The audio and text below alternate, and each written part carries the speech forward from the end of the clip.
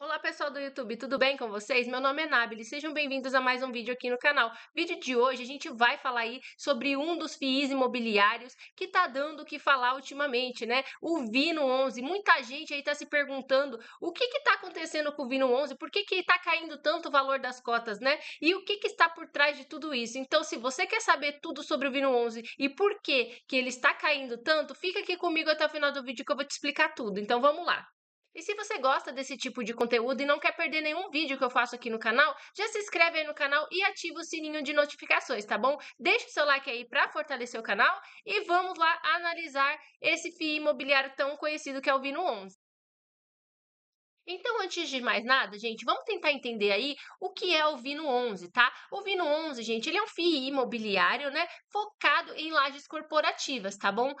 E ele está localizado, seus imóveis, né, estão localizados aí nas regiões mais nobres, né, tanto do estado de São Paulo como do Rio de Janeiro. Então, eu quis trazer aqui para vocês poderem ver uma pequena amostra do portfólio, tá? Aonde aqui ele vai mostrar que nessas cores azuis aqui são os ativos, né, os imóveis para locação que estão localizados no estado de São Paulo. Então, ele tem todos esses imóveis aqui em São Paulo e somente nessa cor verde aqui, que são dois, né, que estão localizados aí no estado do Rio de Janeiro, tá bom? E vamos dar uma olhadinha aqui no preço das cotas do Vino 11, né, para a gente tentar entender o que está acontecendo com o fundo, tá? O fundo, ele vinha aí apresentando um bom desempenho, tá? Mas nos últimos meses, a gente está vendo aí uma queda, tá? Muito acentuada nas suas cotas. Então, a gente pode ver aqui pelo gráfico que no período de 5 dias, ele teve uma queda aí de 1,36% no valor da sua cota. No período de 6 meses, ele já teve uma desvalorização muito maior, né, de 35%.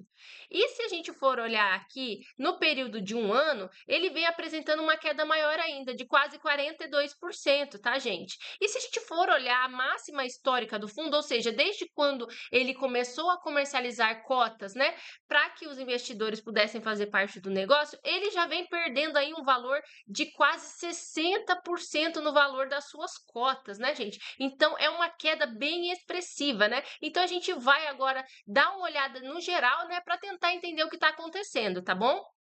E um dos motivos, né, dos principais motivos aí para a queda desse fundo, gente, é o impacto que teve a pandemia, tá bom? Porque com o crescimento do trabalho remoto, né, do trabalho em home office, as empresas aí consideraram optar por manter um modelo híbrido, né? Então, até mesmo reduzindo aí as suas áreas físicas. Então, isso impacta aí diretamente, né, na taxa de ocupação dos imóveis do Vino, tá bom? E de tantos outros FIIs imobiliários aí que tem a sua maior, alocação aí em imóveis de lajes corporativas, tá bom? Além disso, o Vino vem enfrentando também problemas com vacância, gente. Com a menor demanda, a taxa, né, de desocupação dos imóveis do fundo aumentou. Então, para ele tentar atrair aí inquilinos, né, o fundo tem se obrigado a oferecer descontos, né, e renegociações de contrato também, tá? Então, o que diminuiu a receita, né, e consequentemente aí impacta no valor das cotas também. Outro fator aí que pesa também é o aumento da taxa de juros, tá? Com a Selic mais alta, gente, os investidores eles tendem a migrar aí, tá? Para renda fixa, né? Que oferece aí retornos atrativos, tá bom, gente? Com menor risco. E isso vai provocar uma saída, tá? De capital dos FIIs, inclusive do Vino 11 também, fazendo com que as cotas dele caiam. E os resultados operacionais, tá, do fundo, gente, também não têm sido muito animadores, tá? Com a redução da receita, né, o aumento das despesas do fundo, o Vino ele teve aí que reduzir, tá, a distribuição de dividendos, tá? E para muitos investidores o que mais importa aí é o rendimento mensal, né, gente? Então essa redução faz com que as pessoas se desfaçam das cotas, tá? Gerando uma pressão de venda também. Então eu trouxe aqui para vocês esse gráfico aqui que tá no Clube FI, tá no site do Clube FI, quem quiser entrar nesse site para poder ver mais informações, consegue ver tudo aqui sobre o fundo, tá bom? Ó, a gente vê que ele vinha aí numa sequência pagando 6 centavos por cota, né? Aqui ele teve um pequeno aumento de 1 centavo e logo depois ele já veio caindo para 5 centavos. Aí você pode pensar, mas 1 centavo não faz diferença, mas depende de quanto a pessoa tem investido, né? Se a pessoa tem R$ 1.000, às vezes o valor ali que um centavo dá de desconto não é muito, mas se a pessoa tem 100, 200, 300, 500 mil investidos nesse fundo, acaba que o impacto no rendimento mensal é muito maior. Então, essas pessoas preferem vender as suas cotas do que continuar no fundo com um rendimento menor e com um risco maior também. Outro ponto importante a ser mencionado é a alavancagem do fundo. O Vino utilizou uma dívida, né, para financiar parte das aquisições que ele tem de imóveis, tá? O que é comum nos fundos imobiliários, tá? Mas em momentos da alta de juros, como está acontecendo agora, o custo da dívida ela aumenta muito, né? E o impacto no fluxo de caixa aí do fundo é grande, tá? Atualmente, gente, a dívida do Vino 11 aí ela representa 57,3%, tá? Do valor do patrimônio líquido. Então é bastante, né? Ele tá bem alavancado, tá? O que é considerado elevado, tá bom, gente? Aí para um mercado de FIIs. Então, boa parte dessa dívida ela tá indexada ao CDI, tá? O que significa que se a taxa de juros, gente, continuar subindo, o impacto no resultado desse fundo pode ser ainda maior. Então, um outro ponto importante, gente, é que se você olhar com uma visão geral, você vai achar que o fundo ele não tem muita vacância, porque somente 3%, né, dos seus imóveis estão vagos, né? Ou seja, não tem inquilino.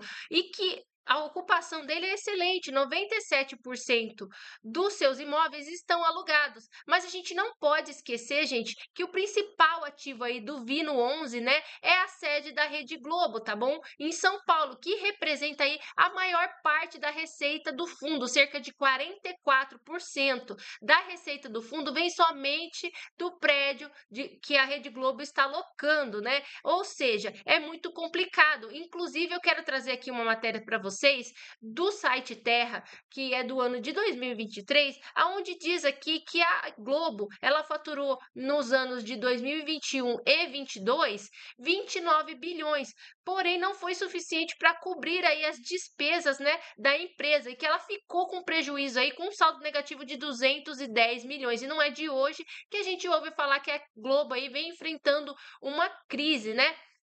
Então, é muito complicado, porque o fundo acaba sofrendo aí uma forte queda na cotação, tá bom?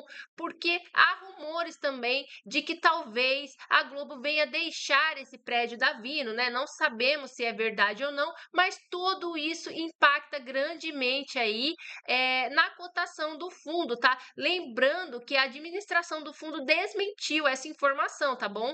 E reafirmando aí o contrato que a Globo tem, que é até 2037, tá bom? Então, a emissora continua investindo no imóvel, tá bom? São somente dados para que a gente tenha uma visão geral do que está acontecendo realmente com o Vino, tá bom? Além disso, o fundo também está lidando aí com a inadimplência da empresa WeWork, tá? Que deixou de pagar aluguéis aí de um dos imóveis, tá? Que é um fundo localizado lá no Oscar Freire, tá bom? O Vino ele já entrou, né, com uma ação judicial aí de despejo contra a empresa, tá? Que atualmente ocupa cerca de 5% aí do faturamento total do fundo, tá? E isso ajuda, né, a criar aí uma incerteza adicional, tá, para os investidores que estão atentos aí aos desdobramentos desse caso. Então, se você ficou na dúvida, né, se deve ou não continuar investindo aí no Vino 11 ou em qualquer outro fundo imobiliário aonde apresente quedas aí expressivas em relação ao seu valor de cota, eu quero deixar aqui um exemplo para vocês poderem pensar, tá? Digamos que eu tenho um fundo imobiliário aí e que ele cai a 30%, tá bom? Se nesse exemplo o fundo valia R$ 100, então essa queda de 30% agora vai representar o valor de R$ 70, certo? O fundo custava 100, perdeu 30% e agora custa 70. Então vamos lá. Agora, gente, para ele retornar o valor anterior, que era o valor de R$ 100, o fundo ele não pode mais subir somente aqueles 30% que ele perdeu, porque os 30% da cota que ele vale hoje, que é R$ 70, é menos do que R$ 30, que seria o valor anterior a qual ele valia R$ 100. Então, o aumento necessário para ele voltar aos R$ 100, gente, precisa ser maior, tá? Porque agora a cota desse fundo vale menos. Então, assim, em termos simples para eu poder explicar aqui para vocês, quando algo cai, tá, de valor, o percentual de recuperação, né, da perda, ela é sempre maior, tá bom? Então, o ponto de partida é menor. Entenderam? Então, nesse exemplo, gente, esse fundo que eu apresentei para vocês aqui de R$ 100 e que perdeu 30%, em vez dele subir só os 30% que ele perdeu, ele teria que subir cerca de 42,86%, quase 43%, e não apenas aqueles 30% que ele tinha perdido, tá? Então, em cima desses R$ 70 é que ele conseguiria lá voltar para os R$ 100, então a porcentagem dele seria bem maior, tá? E por que que isso acontece, gente? Isso acontece porque o percentual de crescimento, ele é calculado sobre o valor atual da cota, que é menor após a queda, e não sobre aquele valor anterior que ele tinha. Então, com esses dados, gente, eu espero ter deixado mais claro para vocês como funciona a cotação de mercado, e assim vocês podem calcular se vale a pena ou não continuar investindo em um fundo imobiliário, tá bom? Mas e agora, o que que a gente pode esperar aí para o Vino 11, né, gente? Eu acho que o mais importante é a gente ficar de olho, né, nas estratégias do fundo, tá? Se ele vai adotar aí melhoras, né, na ocupação dos imóveis, se ele vai renegociar contratos, né? E além disso, como que ele vai lidar, né, com essa questão da alavancagem em um cenário de juros elevados, né? Caso a taxa Selic aí continue subindo, né? E se a taxa de juros cair, a gente pode até ver aí uma melhora, né? Uma recuperação no setor dos FIIs como um todo, tá? E uma melhora também no fluxo de caixa desse fundo, tá bom? Para quem acredita aí no potencial, né, do fundo e na recuperação do mercado, tá? As lajes corporativas, gente, pode ser um bom momento aí para você analisar, né, e ver se vale a pena investir, porque tem muitos fundos bons aí descontados, tá bom? E aí, o que que você acha do futuro do Bino 11? Me conta aqui nos comentários que eu quero saber se você investe nesse fundo ou se você está de olho nele. Não se esqueçam, gente, de deixar o seu like aqui no vídeo, tá bom? De se inscrever no canal e ativar o sininho de notificações para não perder nenhum conteúdo novo, tá bom? Até a próxima, gente. Tchau!